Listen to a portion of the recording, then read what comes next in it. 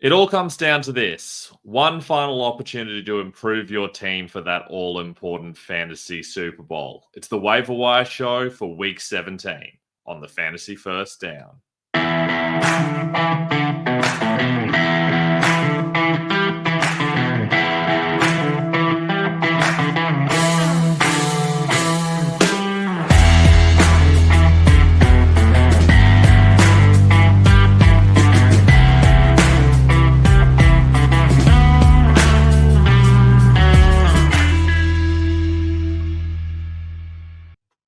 I'm Ben Wasley. Welcome to the Fantasy First Down, and congratulations on making it to your fantasy Super Bowls.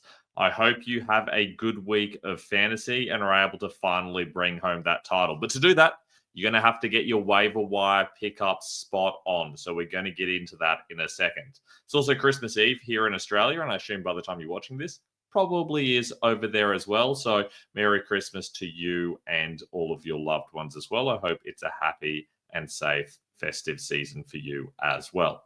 Now, as a reminder, if you've got any questions, please let me know. You can leave them in the comments down below, or you can hit me up on Instagram at the Fantasy First Down, or on Twitter at Fantasy First Down with no O. I'll have my rankings out pretty soon, obviously, because we've got some early games this week on FFDfantasyfootball.com. And of course, it would be great if you could like and subscribe on YouTube as well. Plus, I'll have some articles coming out soon on football.rasball.com. But let's get into the waiver wire ads so you can get those waiver picks in as quickly as possible. We're starting off with the quarterbacks, and my favorite streamer for this week is Anthony Richardson. We've seen he's been moderately effective the last few weeks, but he takes on the Giants. This is a good matchup. This is one where he should be able to have success. We've seen the Giants have conceded top 10 points to quarterbacks so far this season, so this is a great opportunity for Richardson. And right up there with him, and depending on your league setting, especially if it's 6-point passing touchdowns, I'd probably have this guy ahead of him. It's Bo Nix against Cincinnati. He's been dropped in a lot of leagues, and I don't really think that's fair. He takes on the Bengals. They have conceded the third most points to quarterbacks so far this season. Nix has certainly thrown way too many interceptions of late, but still got plenty of upside, so I definitely like Nix this week as well. Either of those top two are fantastic options. Now, if they're not available in your league, I do think Matthew Stafford is a viable option. He didn't really need to do much last week, but I do think against Arizona, he could well find himself having a better game. Arizona is a mid-range team against QBs. They have conceded bottom 10 points, but we have seen them be more susceptible of late. And I can't believe this name has popped up here, especially after he was dropped halfway through the season. Bryce Young gets a fantastic matchup against the Bucs. So he is more of a low-end streaming option. The Bucs have conceded the second most points to quarterbacks this season, and Young conceded the second most points of quarterbacks last week. So I actually think this is going to be more of an upside option than many may realize. I think Young's a very solid pickup, and I honestly don't have him that far behind Stafford as an option. So if you're struggling at quarterback a little bit, I think Young is a viable option as well. Now, running backs, and there are way too many running back options at the moment. There's so many injuries going on at the moment, particularly with these specific teams as well. We've seen these teams in particular get injury ravaged. It's really strange. And also this next group after this, there are some teams that have lost like 3, 4 in the case of the 49ers, lost 4 or 5 of the best running backs. Absolutely crazy. Meanwhile, some of the best backup options, guys like Blake Corum. I mean, Corum Williams stays healthy all season, and Corum just sits there on your bench all season. It's the frustrating thing about fantasy. You stash all the best running backs, and you just have to have the right injuries fall, and sometimes they don't. But one of the biggest injuries was Nick Chubb being out, and we saw how good Jerome Ford was last week. He was my favorite streamer last week. This week, he gets another good matchup against Miami with Dorian Thompson-Robinson at QB. They do need to run the ball. Ford is going to be the main guy here. It would have been Donta Foreman, I think, a little bit more if he hadn't made a mess of his opportunities last week. He's still probably getting some goal line carries, which does hurt Ford's upside. And for that reason, if we definitively know that Kenneth Walker is out and is trending in a direction that's a little bit unknown at the time I'm recording, but by the time you see this, you might know a little bit more, it'll be Zach Charbonnet. Now, assuming Charbonnet is healthy and Walker's still injured or is injured, then this would be the direction I'd be going in. Gets a good matchup against Chicago. Chicago is a team you can run the ball on. They've conceded the 5th most points to running backs so far this season. Compared to Miami, you've conceded the 15th most points, but is also very much more susceptible to the run than the pass. So if Walker's definitely out, Charbonnet is just definitively the best option. But because at this point in time, we don't know if that's the case, I've got them kind of both up the top there, depending on what you need. If you definitely need a running back, then Ford's got to be the guy that you would target. If you're just looking for a guy with upside and you've got viable backup options, then Charbonnet is the guy to take a risk on, because there is a reasonably good chance he is the starter this week. Tyjae Spears gets Jacksonville. This is an interesting one because you can't really start him if Tony Pollard isn't out, but it is trending in that direction where Pollard's getting less and less carries, and it wouldn't surprise me if they just shut him down knowing they can't make the playoffs. They have used Spears a lot more when they've been way behind, and you can't rely on that happening against Jacksonville. We don't really know what's going to happen against Jacksonville, but because they have been playing better the last few weeks, but it wouldn't surprise me at all if the Titans are ahead for much of this game. The Jaguars is actually a 1-point favorite in what should be a low-scoring game, according to Vegas, but I still think that Spears is unlikely to get as much volume as he has the last 2 weeks. So this is very much a, if Pollard is injured, then Spears is a good option situation. It is still a good matchup for running backs. The Jaguars have conceded the third most points to running backs this season. And finally, Tank Bigsby against Tennessee. Bigsby took back that starting role. It's been bouncing between Etienne and Bigsby the last 4 weeks. Wouldn't surprise me if this is actually a choice and we see Etienne get it back again next week. So I definitely don't trust Bigsby at all. Tennessee is a team you definitely can run on. We saw that this week with Jonathan Taylor going absolutely ham. The Titans have conceded the 13th most points to running backs this season. Bigsby is a viable option, but I feel nowhere near as good about him as the other guys, and I don't even feel as good about him as some of these guys. Patrick Taylor, obviously in the most injury-ravaged backfield in the league. They have lost Christian McCaffrey. They have lost Elijah Mitchell. They lost Jordan Mason, and they've lost Isaac Guerrero. Now Patrick Taylor is up, and he was mediocre last week, but he's still getting all the touches. It was simply the game flow that led them to not really be able to use him. The problem is he now takes on Detroit, and this is not a great matchup. I think we'll see a lot of Kyle Juszczyk in certain situations. The Lions concede the 6th fewest points to running backs this season. I do think it's going to be hard for Taylor to perform. So while he is the clear starter, we saw his floor last weekend, and I do think that floor still exists. So there's plenty of risk there with Taylor. Alexander Mattison takes on New Orleans, and that should on paper be a really good situation. They've conceded the 9th most points to running backs. They've been struggling to move the ball.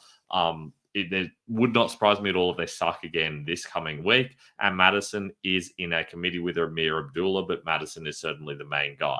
So Madison, very solid option. I feel like he has a safer floor than Patrick Taylor, arguably, but Taylor still has upside because we have seen the 49ers at times just use their running backs really effectively. And now that they've had a little bit more time, they might get Taylor more involved next week.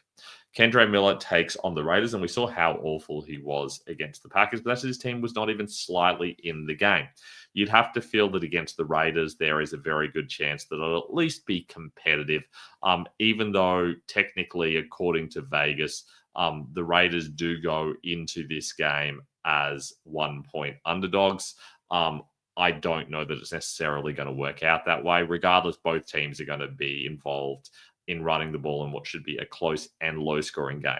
So Madison and Miller should get plenty of touches. Miller is the guy we're more certain of getting the volume, but I do think that Madison will probably be a little bit more effective. Having said that, if it becomes evident that Derek Carr is going to be back, all of a sudden I do think that it's possible that Miller suddenly jumps up over Madison. So you're welcome to take that risk. Finally, Gus Edwards against New Orleans. I mean, look, there's talk J.K. Dobbins will be back, potentially. Haskins has started taking over the passing work for Dallas, still there as a change of pace back. I think that Edwards is far more risky than his success last week would suggest. He takes on New England, who've considered the 6th most points to running backs, but I still like him significantly less than all those guys ahead of him, and arguably less than most of these guys. Got a third set of options here. No stashes this week because obviously this is the last week. If you really want to stash someone, you can stash someone like a Blake Corum.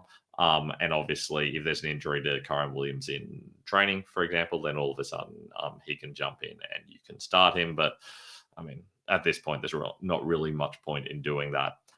Trey Benson, obviously is an option if James Conner is out. We don't know what's happening with Conner, but the Cardinals are out of the playoff hunt now, so you'd have to feel like they might go to their backups, at least at running back, if there's any questions at all about James Conner now they've signed him to a 2-year contract. The problem is we don't know who their starter's going to be because Trey Benson didn't play with, I think it was an ankle injury last week, and there's no news on whether he'll be back or not. So by the time waivers run, you probably still won't know whether it's going to be Connor or Benson, or if it's either of those guys. It's actually Michael Carter who's been on the practice squad all season. They have totally separate guys for their third down backs. It's Demicato and DJ Dallas. But for their early down backs, which is the one with the value on this team, it's Connor and then Benson and then Carter. So Benson is worth picking up, and in pretty much every league is available. Michael Carter is an option as well. Antonio Gibson gets the Chargers. This is a good matchup. I like this situation for Gibson. The problem is we don't know what's happening with Stevenson at all. So it's a tough matchup. We don't know the situation. I feel like this is a situation that in many cases you would avoid this, but we're talking about super deep leagues. And he is getting a lot of the receiving work, and they're likely to be behind. So even though it's not a good matchup for running backs, it's a better matchup for Gibson. We saw that they didn't really trust Stevenson in running routes, still willing to give him some carries, even though he was having fumbling issues. But Gibson kind of took over as the game went on. I do think that Gibson could turn out to be very effective in this game, mainly based on the passing volume more than anything else. Speaking of a guy who's good on passing volume, it's Ty Johnson, who takes on the Jets. Jets very good at shutting down wide receivers. Would not surprise me at all if we see another good Ty Johnson passing game. But, I mean, that's a real risk. There's a reason he's a real low-down option here. But in PPR, I guess if you're really desperate, he's someone you can pick up. Certainly these guys, though, Benson and Carter have the most upside. Gibson comes with plenty of risk. But we might hear something about who's starting with Stevenson, so it's still a worthwhile pickup. And you can just see how many injuries have been through all of these teams. The Cardinals have copped it with like 4 injuries at the moment. Like Connor out, Benson injured, Demicato injured, Dallas question mark. So it's a real wacky situation. We talked about the 49ers, but heaps of injuries, even through the Saints, they've all been injured. The Raiders obviously lost Sincere McCormick last week. Crazy stuff. Let's talk about wide receivers. And Darnell Mooney remains my favorite guy. He's been falling off a little bit more lately, but Panic's used him quite a lot, and that's a good sign. So I feel like in this game against Washington, who are kind of like middle of the pack against wide receivers, he's a totally viable start. As is Xavier Worthy, who is the only Chief at the moment running over 80% routes. He was a top 12 wide receiver this week. He was someone I really liked going into this week, and he played very well. Problem is, takes on the Steelers. Very tough matchup for the passing game, but it is worth noting the Steelers have only conceded the 20th most points out of the 32 teams. So what's that? The 14th fewest or something like that, 13th fewest points. That's not that bad realistically. So I do think that Worthy is a viable option, but not someone I'd seek out to use. Adam Thielen comes with plenty of risk. It's a good matchup against the Bucs. The Bucs have conceded the ninth most points to wide receivers, but Thielen's snaps are dropping. They're mainly only using him in 11 personnel, but he's getting so many targets when he's running routes. So he is the guy that Bryce Young goes towards. We've seen he's been very good over the last month. So I do think that Thielen is a viable option. I think there's an argument, especially in a PPR league, to have him above Worthy. Josh Downs, I mean, he had a good week, but he ran like 12 routes in the whole game. He got targeted on 3 of them, and he scored a touchdown. Very, very, very fluky, very lucky. I'm annoyed because I ranked him very low because I knew he was going to struggle in that game against the Titans, who conceded the fewest points to slot guys, and Downs just plain got lucky. He takes on the Giants. It's fine. I guess it's a fine matchup. He's a fine option. If he's available and those top 3 aren't, then he's probably the guy you pick up, but not exciting to me particularly.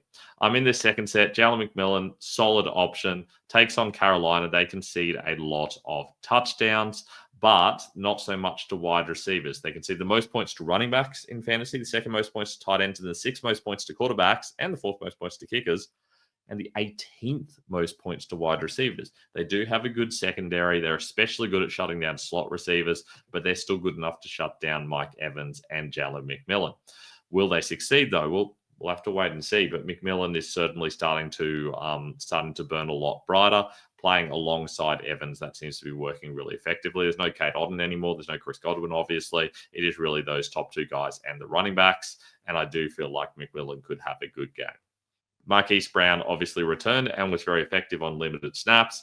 He's a risky upside option, someone you can pick up, but it is a really tough matchup.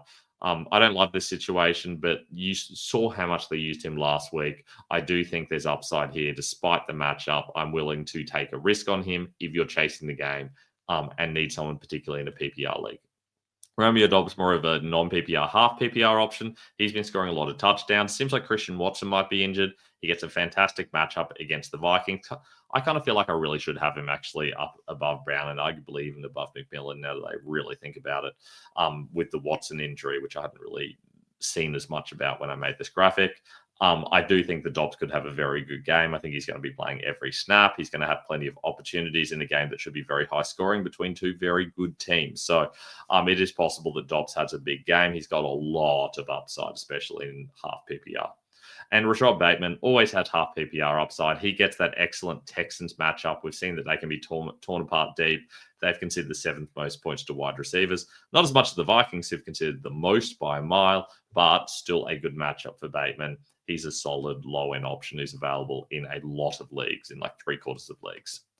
Tight ends, Tucker Kraft, look, he's remained good all season. He gets the Vikings in what should be a shootout. Plenty of scoring upside. Don't expect a lot of targets. Very boom bust, but a viable option. Pat Freiermuth against the Chiefs. They've conceded the fifth most points to tight ends this season, but a lot of that came in the front half of the season. He's still a good option, though. Looked poor last week, but had scored touchdowns in three or four of the games before that. So plenty of upside, top 12 tight end this season. He's got scoring upside, good in non-PPR and half PPR. Chika Okonkwo is the other way around, not really scoring a lot of touchdowns, but getting a lot of targets in the last few weeks, especially with Mason Rudolph, loves throwing to his tight ends. So I do think that Okonkwo is a good PPR option, especially in that Jacksonville matchup where there will be plenty of opportunity to score points and pass the ball and move the ball and just get your hands on the ball. So I do think Okonkwo is a good pickup. You could arguably have him above Freiermuth, and maybe even Kraft if you're willing to take the risk and it's a PPR league.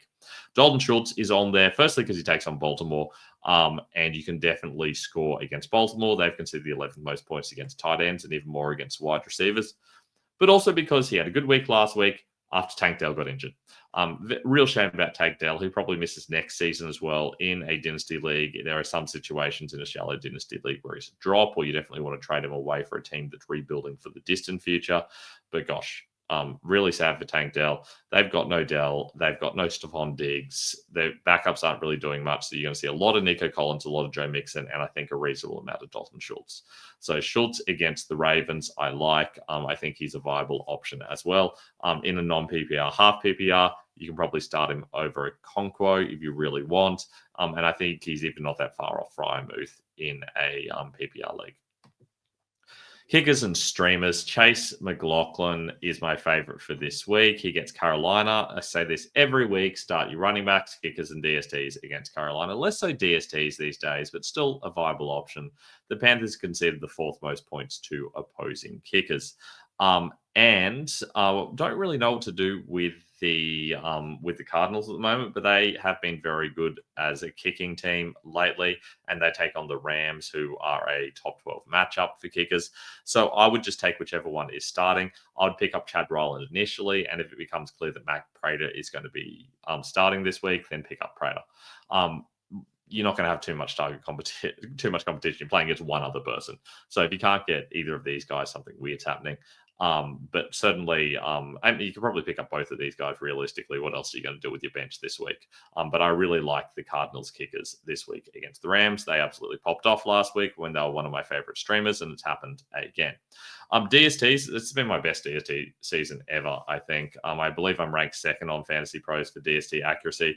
I got first, second, third, and fifth exactly right last week, which was great. And this week, this feels like a risk. But I took a big risk last week with the Falcons and the Bengals as my top two, and they absolutely paid off. And I do think the Dolphins and Raiders fit in that same category of DSTs that aren't particularly good, but they have fantastic matchups. The Dolphins take on the Browns. We saw how good the Bengals were against them last week. The Browns just look awful with DTR at quarterback. Plenty of sack opportunities, plenty of interception opportunities. We saw the Dolphins did a good job against San Fran last week. They are certainly improving. I think this is a great starting option.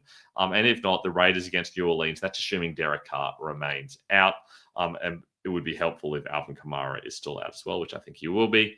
Then the Raiders become a viable option this week as well. Despite both of these teams being awful DSTs all season, that doesn't matter. It's a weekly thing. So I would suggest starting one of these two teams, and you're just going to have to trust me on that.